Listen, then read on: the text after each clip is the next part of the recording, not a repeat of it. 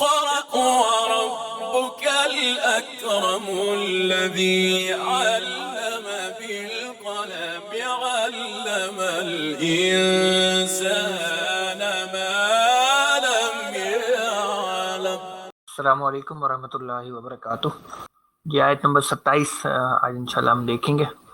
اعوذ باللہ من الشیطان الرجیم، بسم اللہ الرحمن الرحیم۔ ثم قفینا علی آثارہم برسولنا وقفینا بعیسی ابن مریم وآتیناہ الانجیل وجعلنا فی قلوب الذین اتبعوہ رأفۃ ورحمۃ ورہبانیۃ ابتدعوها ما كتبناها علیہم الا ابتغاء رضوان اللہ فما رعوها حق رعایتها فآتینا الذین آمنوا منہم اجرہم وکثیر منہم فاسقون۔ صدق اللہ العظیم۔ ثم جو ہے یہ ہمارا حرف عطف ہے، یہ بیسیکلی تراخی کے لیے استعمال ہوتا ہے، یعنی کچھ وقفے کے بعد یا کام کسی بریک کے بعد کچھ انجام دیا جائے، کچھ وقفے کے بعد انجام دیا جائے تو پھر یہ چیز ہوتی ہے۔ پھر کفینا ہے، کفینا ہمارا فعل بھی ہے اور اسی کے اندر اس کا فاعل بھی موجود ہے۔ علی آثارہم جو ہے نا یہ ہو جائے گا متعلقہ فعل،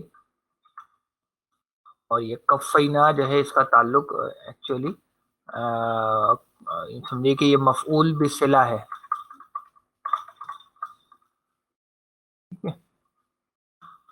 اب اس میں جو لفظ ہے ہمارے پاس اس وقت ہے وہ ہے کفینا، تو جناب کیا رائے ہے اس بارے میں، کیا مادہ ہوگا اس کا کفینا کا؟ یہ قاف فا اور واو اس کا مادہ ہے، مجرد میں باب نصرہ سے آتا ہے، ون اس کا مصدر بنتا ہے، تو اس کے معنی ہوتے ہیں کسی کے پیچھے لگنا، ٹھیک ہے، اسی لیے قفا جو ہے نا وہ کہتے ہیں گدی کو، گدی جو پیچھے کی طرف ہوتی ہے نا اس کو قفا عربی میں کہتے ہیں۔ یہاں پر یہ باب تفعیل سے آیا ہے، کے معنی ہوتے ہیں کسی کو کسی کے پیچھے لگانا یا کسی کو کسی کے پیچھے بھیجنا۔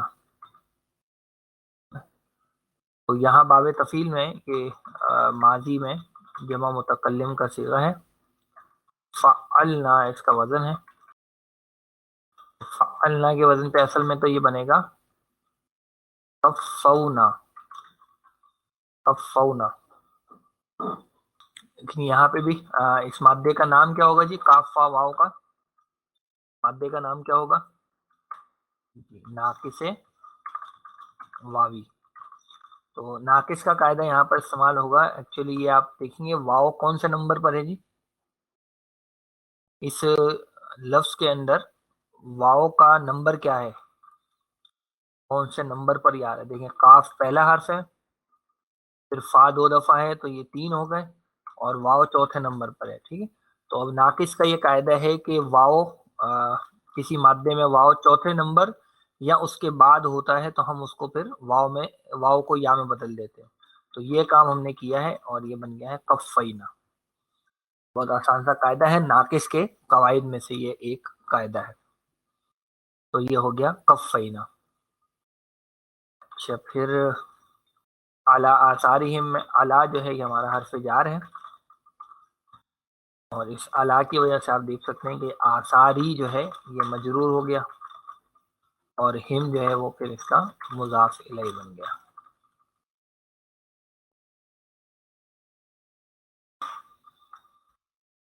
جی آثار کے لفظ پر اگر ہم آئیں تو اس کا مادہ کیا ہوگا جی؟ حمزہ سا اور را بالکل اس کا مادہ ہے، جو کہ بطور فعل باب نصرہ سے آتا ہے۔ اس کے ایک معنی تو ہوتے ہیں کسی چیز یا کسی کام کا اپنا نشان چھوڑ جانا جو اس کے وجود کی دلیل ہو، اور دوسرے اس کے معنی ہوتے ہیں کسی علم یا بات کو نقل کرنا یا بیان کرنا۔ اس سے لفظ بنتا ہے اثرن، اثرن جس کی جمع استعمال ہوتی ہے آثارن. تو اس کے معنی ہوتے ہیں بیسیکلی نشان یا اثر یا پھر نقش قدم. ٹھیک ہے، یہ سب معنوں میں یہ استعمال ہوتا ہے. تو یہاں پر یہ لفظ نقش قدم کے معنوں میں استعمال ہوا ہے. اور یہ جو ہم کی ضمیر ہے نا، یہ اصل میں استعمال ہو رہی ہے پیچھے جو نیک لوگوں کا ذکر آیا نا، یعنی ان کی ذریت میں نبوت اور کتاب نے رکھی. تو یہ جو ذریت ہے اس میں پھر ہم نقش قدم پر لے کر آئے بے رسولنا، اپنے رسولوں کو. یہاں ترجمہ ہوگا پھر ہم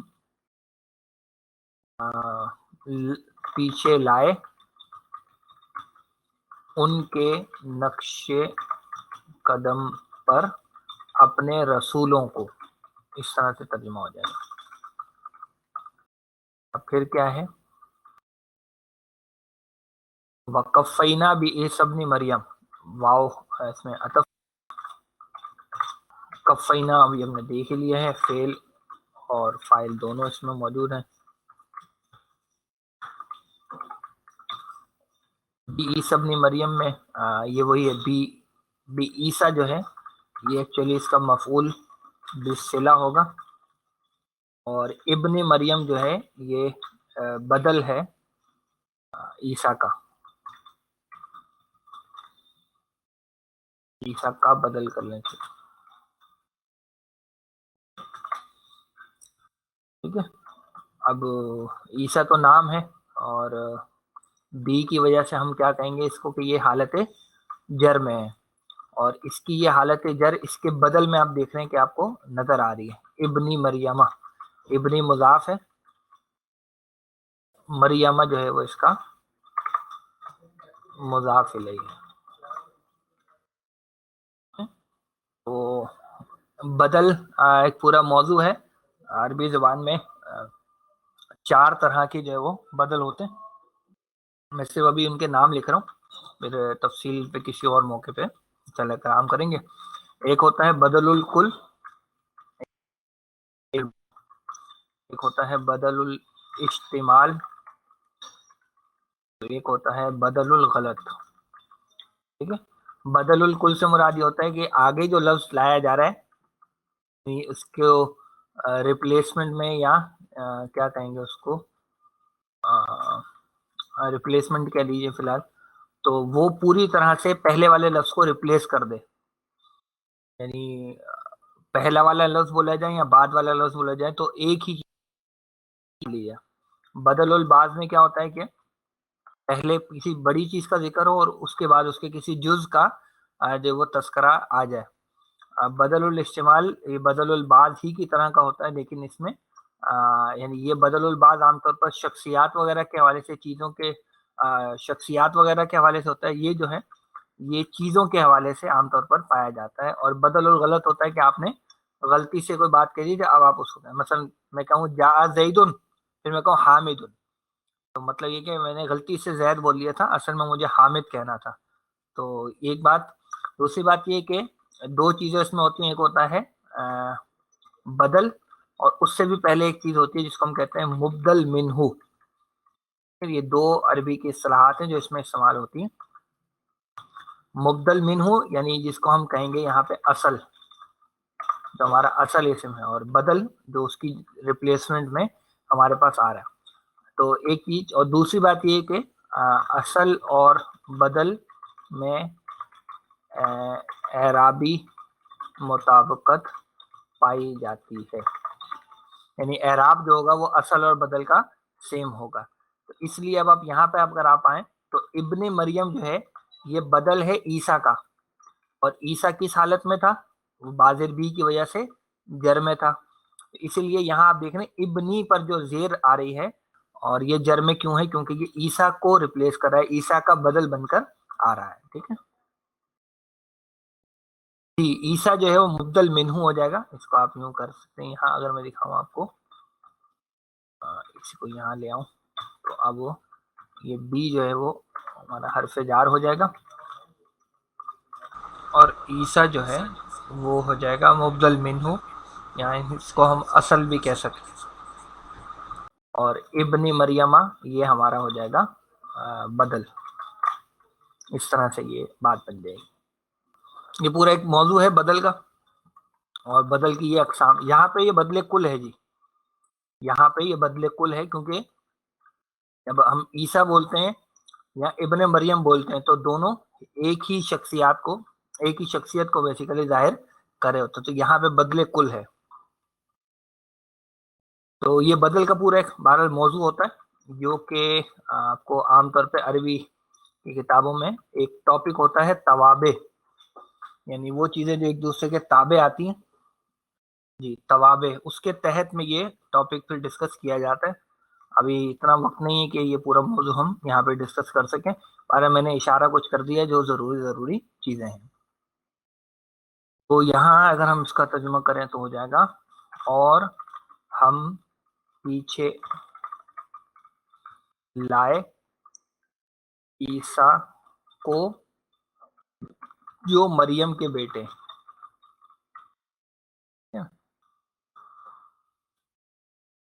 پھر کیا ہوا جی؟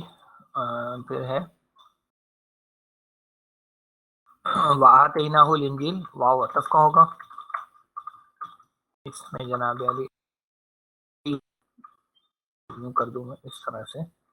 تو یہ ہمارا فعل اور فاعل دونوں اس کے اندر موجود ہیں. اور ہو جو ہے یہ مفعول اول ہو جائے گا، اور انجیل جو ہے وہ مفعول ثانی ہو جائے گا. آتینا کا لفظ بھی ہم کئی دفعہ دیکھ چکے ہیں، بلکہ کچھ وقت پہلے ہی آیا تھا. یہ ہم پڑھ چکے ہیں. اس کو باب افعال میں یہاں پر ہی آیا ہے، اور ماضی کا جمع متکلم بنا ہے یہ افعلنا کے وزن پہ.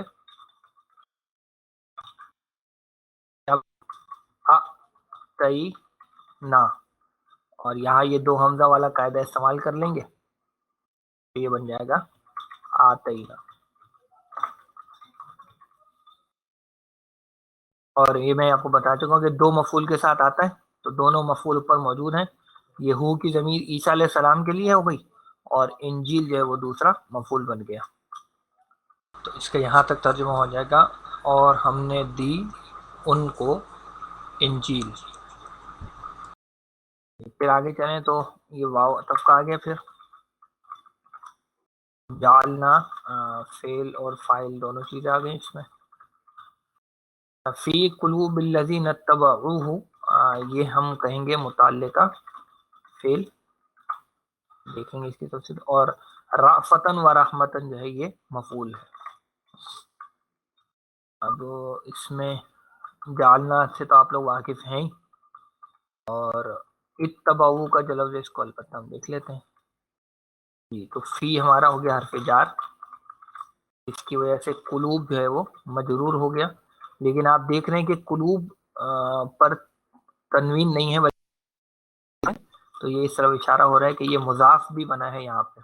اس کا مضاف الیہ کیا ہے؟ یہ الذین اتبعوہ، یہ پورا صلہ موصول مل کر جو ہے یہ اس کا مضاف الیہ بن جائے گا.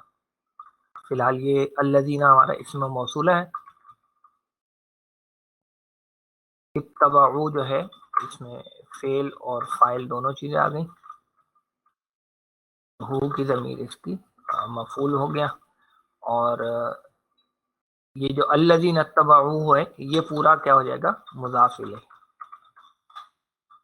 اتبعو کے لفظ کو دیکھ لیں اگر ہم، تو مادہ اس کا صحیح بتایا. پہلے بھی ہم یہ مادہ دیکھ چکے ہیں. بہرحال یہاں تا با اور عین یہاں پر باب افتعال سے یہ استعمال ہوا ہے، اور اس کے معنی بیسیکلی ہوتے ہیں اہتمام سے پیروی کرنا، ہے نا. اتباع کا لفظ بھی اسی سے بنا ہے. تو یہ ماضی میں جمع مذکر غائب کا صیغہ ہے. افتعلوا کے وزن پہ یہ آ جائے گا. افتعلوا کے وزن پہ کیا ہو جائے گا؟ یہ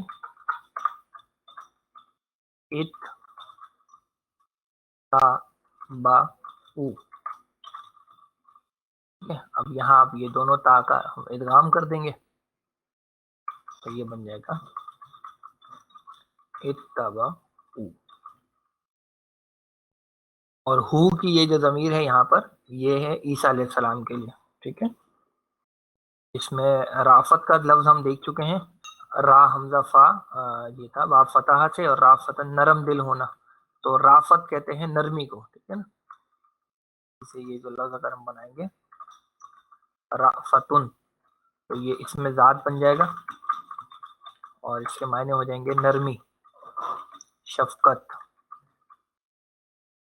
اور رحمت سے تو آپ واقف ہیں. تو اس کا ترجمہ ہو جائے گا اور ہم نے رکھی. اچھا یہاں بھی جالنا بنانے کا مطلب, بنانے کے معنی کے بجائے رکھنا زیادہ بہتر ہے. اور ہم نے رکھی ان لوگوں کے دلوں میں جنہوں نے ان کی اتباع کی. کیا رکھا ہم نے؟ نرمی اور رحمت. اب یہاں چونکہ نرمی اور رحمت دور ہو رہا ہے تو اس کا بہتر ہوگا کہ ہم اس کو شروع میں لے آئیں, اور ہم نے رکھی نرمی اور رحمت ان لوگوں کے دلوں میں جنہوں نے ان کی اتباع کی. تو یہ ذرا آسان سا ترجمہ ہمارا بن جاتا ہے.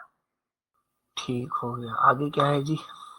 اچھا جی, اب یہاں پہ ہمارے پاس یہ جو واو ہے یہ بھی عطف کا ہے. رہبانیت, اصل میں یہاں رہبانیتن تھا لیکن وہ آگے حمزۃ الوصل آ رہا ہے, اس لیے نون قطنی سے ہم نے اس کو ظاہر کیا. یہ یہاں مفعول ہے, مفعول مقدم ہے. ابتدعوا جو ہے یہ ہمارا فعل ہے اور اس میں فاعل بھی موجود ہے. اور یہ جو ہا کی ضمیر ہے یہ ہے بیسیکلی مفعول, لیکن یہ مفعول کے لیے سمجھے کہ آئی ہے, یعنی لفظ جو ہے وہ پہلے لے آئے تھے. جیسے اس کی مثال اور بھی قرآن مجید میں مل جاتے ہیں. فی الحال یہ مفعولی ضمیر ہے رہبانیت کے لیے. کو ہم لیتے ہیں تھوڑا بعد میں, پہلے صرف یہاں تک دیکھ لیتے ہیں. تو اچھا یہ جو میں نے ذکر کیا کہ مفعول پہلے آ جاتا ہے, تو اس کی ایک مثال اگر آپ کو میں دکھاؤں قرآن مجید میں سے تو وہ ہمارے پاس آتی ہے. یہ ایک مثال اس کی یہ ہے, اسی طریقے سے سورہ رحمان جو ہے وہاں پہ بھی ہمیں یہ چیز مل جاتی ہے. جی, اب سوال یہ کہ مفعول مقدم کیوں کرتے ہیں؟ تو یہ عام طور پر تو جملے میں خوبصورتی لانے کے لیے اس کو کیا جاتا ہے. مثال کے طور پہ اگر آپ اس آیت کو دیکھیں تو اگر السماء کو شروع میں نہ لاتے تو پھر یہ ہوتا ورفع السماء, ورفع السماء. لیکن اب یہ تو جو عربی زبان کے گہرے سوجھ بوجھ رکھنے والے لوگ ہیں وہی اس کی خوبصورتی کو سمجھے کہ اپریشیٹ کر سکیں گے. ہم تو اتنے زیادہ وہ گہرائی کا معاملہ تو نہیں ہے کہ اتنی خوبصورتی کو ہم جج کر سکیں یا پہچان سکیں. البتہ عام طور پہ یہ کام کیا اسی لیے جاتا ہے کہ مفعول کو پہلے لایا جا سکتا ہے, اور یہ قرآن مجید میں کچھ مثالیں میں نے آپ کے سامنے اس کی رکھ بھی دی. تو یہاں پر بھی یہی ہوا ہے, رہبانیت کو پہلے لے آئے ہیں اور پھر ہا کی ضمیر جو ہے وہ اس کے لیے استعمال کر لی گئی. فعل آیا ہے, اس کو ہم دیکھ لیتے ہیں. ابتداؤ, با دال اور عین اس کا مادہ ہے جو کہ باب فتح سے آتا ہے, اور اس کے معنی ہوتے ہیں بیسیکلی نمونے کے بغیر کوئی چیز یا ایجاد کرنا. تو باب افتعال میں جو ہے یہ لفظ استعمال ہوا یہاں پر, اور یہاں معنی ہوتے ہیں اہتمام سے کوئی چیز ایجاد کرنا یا گڑھ لینا. اچھا, اس سے پہلے یہ لفظ رہبانیت آیا, اس کو بھی دیکھ لیں. تو اس کا مادہ کیا ہوگا رہبانیت کا؟ را, ہا اور با. ٹھیک ہے, یہ باب سمیہ سے آتا ہے اور اس کا مصدر بنتا ہے رہبتن. تو باب سمیہ میں اس کے معنی ہوتے ہیں کسی کے روب اور دبدبے کی وجہ سے خوف محسوس کرنا یا ڈرنا. ٹھیک ہے, اور اس سے یہ جو لفظ رہبانیت بنا ہے, تو رہبانیت یہ اس میں ذات ہے بیسیکلی, اور اس کے معنی ہوتے ہیں اللہ کے ڈر سے ترک دنیا. یا کنارہ کشی. یہ ہے جی رہبانیت اور ابتداؤ دونوں چیزیں آ گئی. ابتداؤ یہ ماضی میں جمع مذکر غائب کا صیغہ ہے. افتعلو کے وزن پہ کیا بن جائے گا؟ ابتدا. ثانے کو اس میں علت نہیں آئی. اچھا اب آگے جو الفاظ ہیں وہ ہیں جی ہاں جی ما جو ہے یہ نافیہ ہے. ما کتبنا، یہ کتبنا جو ہے یہ الف کے ساتھ اگر ہم کر دیں تو یہ فعل اور فاعل دونوں چیزیں اس میں آ رہی ہیں. اور ہا کی ضمیر یہ مفعول ہو جائے گی اور یہ وہی رہبانیت کے لیے ہے. اور علیہم جو ہے یہ ہمارا ہو جائے گا متعلقہ فعل. البتہ یہ نوٹ کر لیں کہ جب کتبہ کے ساتھ علا کا صلہ استعمال ہوتا ہے تو لکھنا صرف لکھنا مراد نہیں ہوتا بلکہ لازم کر دینا، فرض کر دینے کے معنی میں یہ استعمال ہوتا ہے. ٹھیک ہے. اچھا اب آگے چلتے ہیں. تو میں استثناء ہے، اس کو کلمہ حسر بھی کہتے ہیں بیسیکلی. ابتغاء اس کے بارے میں ایک رائے تو یہ ہے کہ یہ مفعول ہے، یعنی کتبنا کا مفعول ہے، ایک رائے ہے. اور دوسری رائے یہ ہے کہ یہ علت ہے ابتداؤ کی، اور یہ ایکچولی ہمارا یہاں مضاف بھی بن رہا ہے اور رضوان جو ہے وہ اس کا مضاف الیہ ہے، پھر خود مضاف ہے اور لفظ اللہ اس کا مضاف الیہ بن رہا ہے. تو کتبنا سے تو واقف ہیں آپ لوگ، یہ سب تو ٹھیک ہے. یعنی پہلے الفاظ دیکھ لیتے ہیں، ابتغاء کا لفظ دیکھ لیتے ہیں کیا ہے، پھر ہم ترجمے پہ بات کریں گے. ابتغاء کا مادہ کیا ہوگا جی؟ جی با غین اور یا. یہ مجرد میں تو باب ضربہ سے آتا ہے. مجرد میں اس کے معنی ہوتے ہیں کسی چیز یا کی چاہت یا طلب میں حد سے بڑھ جانا. یہ بنیادی معنی ہے. اس بنیادی معنی کے ساتھ اس کا ایک مطلب بنتا ہے چاہنا یا طلب کرنا، اور دوسرے معنی بنتے ہیں زیادتی کرنا. وہ جب چاہت کسی چیز کی زیادہ ہو جائے تو پھر وہ ذرا زیادتی کی طرف بھی چلا جاتا ہے، سرکشی کرنا. لیکن جب زیادتی یا سرکشی کے معنوں میں یہ آتا ہے تو پھر زیادہ تر یہ سمجھیے کہ علا کے ساتھ استعمال ہوتا ہے. اور اگر چاہنے کے معنی میں ہوتا ہے تو پھر بغیر علا کے صلے کے ساتھ آتا ہے. یہاں یہ باب افتعال ہے، اور باب افتعال میں اس کے معنی بیسیکلی ہوتے ہیں اہتمام سے چاہنا یا جستجو کرنا ہے نا، طلب کرنا وغیرہ. تو یہاں ابتغاء جو ہے یہ بیسیکلی مصدر ہے افتعالن کے وزن پہ. افتعالن کے وزن پہ یہ بنے گا ابتغاء یون. لیکن یہ ناقص کے قواعد میں سے ایک قاعدہ ہے کہ جب الف علت آ جائے تو الف کے بعد جب حرف علت واو یا جا آ جائے تو اس کو ہم حمزہ میں بدل دیتے ہیں، تو یہ قاعدہ لگے گا اور یہ ابتغاء ان ہو جائے گا. ابتغاء ان. اچھا یہاں پر یہ دیکھ رہے ہیں آپ تنوین نہیں ہے، اس کی وجہ یہ کہ یہ یہاں پہ مضاف بن رہا ہے. اور دوسرا یہاں پہ نصب میں کیوں ہے، تو نصب میں ہونے کی دونوں وجہ میں نے لکھ دی ہیں. یا تو یہ مفعول ہے، کتبنا کا مفعول ہے، اور یا پھر یہ علت ہے ابتداؤ کی. ترجمے پہ کیا فرق پڑتا ہے وہ میں آپ کو بتاتا ہوں. ما کتبنا علیہم کا ترجمہ تو ہوگا ہم نے فرض نہیں کی تھی وہ ان پر، وہ رہبانیت ہم نے ان پر فرض نہیں کی تھی مگر اللہ کی رضا حاصل کرنا یہ ہم نے فرض کیا تھا. ٹھیک ہے، ایک تو ترجمہ یہ ہے. دوسرا ترجمہ یہ ہو سکتا ہے کہ ہم نے فرض نہیں کی تھی وہ ان پر، مگر اب یہاں ہوگا انہوں نے اختیار کیا اللہ کی رضا حاصل کرنے کے لیے. یعنی یہ ابتداؤ، انہوں نے کیوں اس کو اختیار کیا، کیوں بدعت اختیار کی، کیوں گڑا؟ اللہ کی رضا حاصل کرنے کے لیے. تو یہ دونوں ترجمے اس کے ممکن ہیں.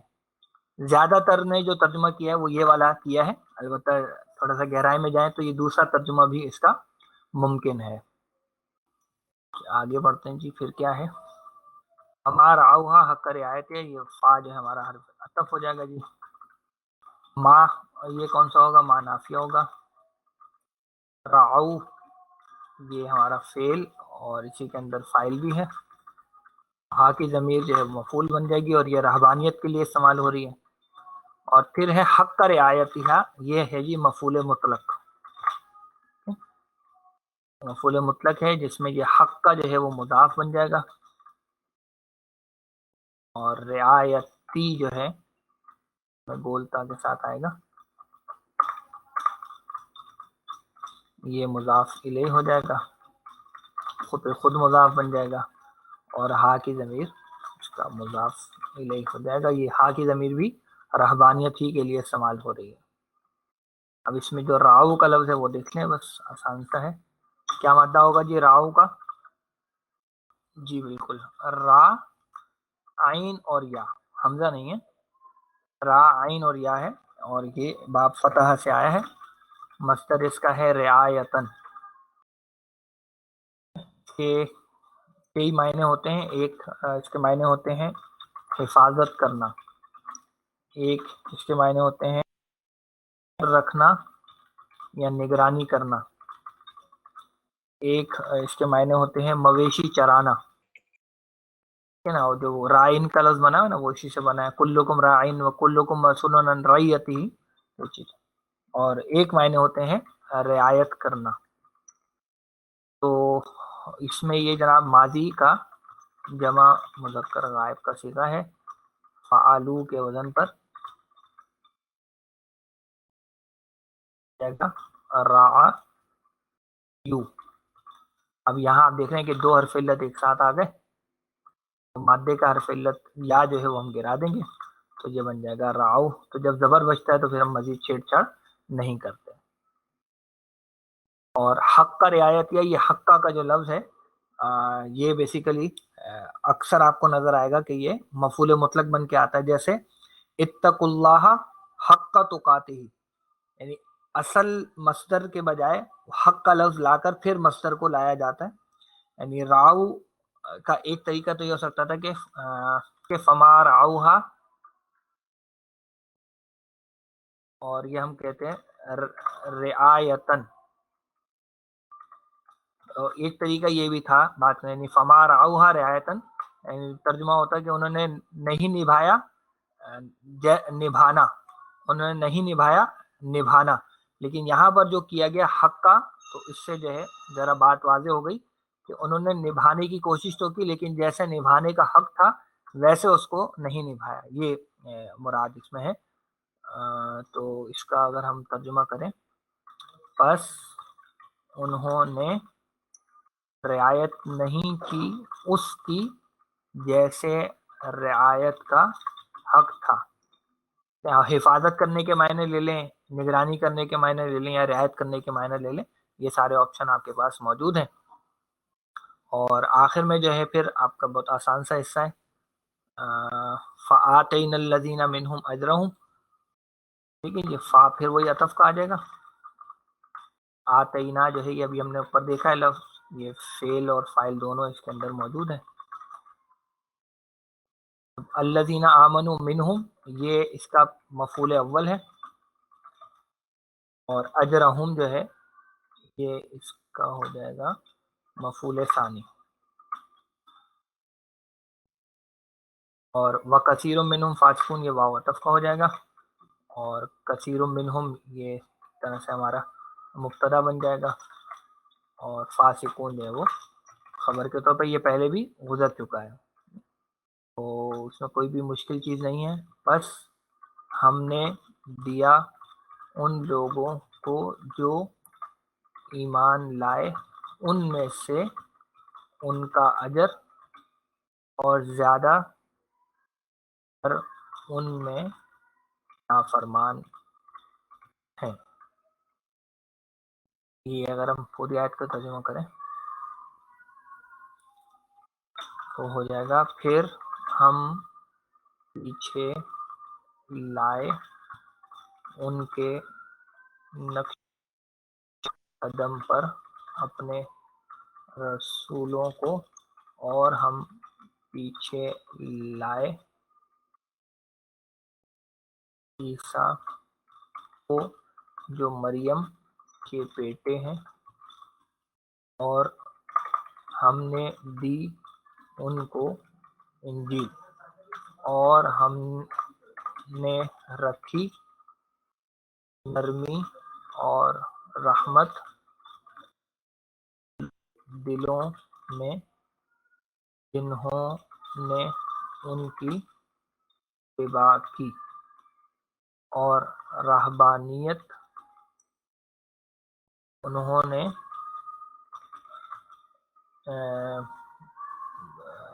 گھڑا، اس کو ہم نے فرض نہیں کی تھی وہ ان پر مگر اللہ کی رضا حاصل کرنا فرض کیا تھا. بس انہوں نے رعایت نہیں کی اس کی جیسے اس کی رعایت کا حق تھا.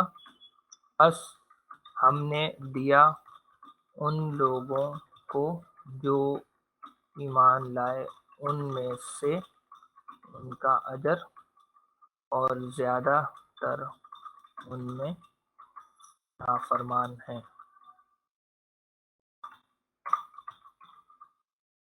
تو لیں جی، یہ ہے ترجمہ. تو بس 2 آیتیں مزید رہ گئی ہیں، انشاءاللہ کل ہم اس کو مکمل کریں گے. سبحانک اللہم و بحمدک، نشہد ان لا الہ الا انت، نستغفرک و نتوب الیک. السلام علیکم ورحمۃ اللہ وبرکاتہ.